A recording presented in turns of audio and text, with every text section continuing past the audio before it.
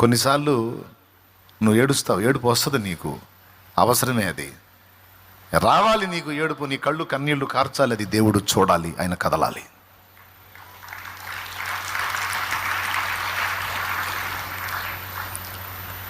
దేనికైనా త్వరగా స్పందించిన దేవుడు మన కన్నీళ్లకు తీవ్రంగా స్పందిస్తాడు.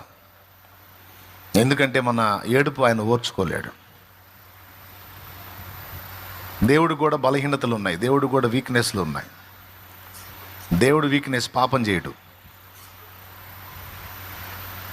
దేవుడు వీక్నెస్ న్యాయమే చేస్తాడు కానీ అన్యాయం చేయడు, అది ఆయన బలహీనత.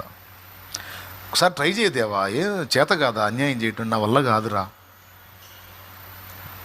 మోసం చేయటం దేవుడికి వల్ల కాదు, చేయమన్నా చేత కాదంట, నా వల్ల కాదురా అంట.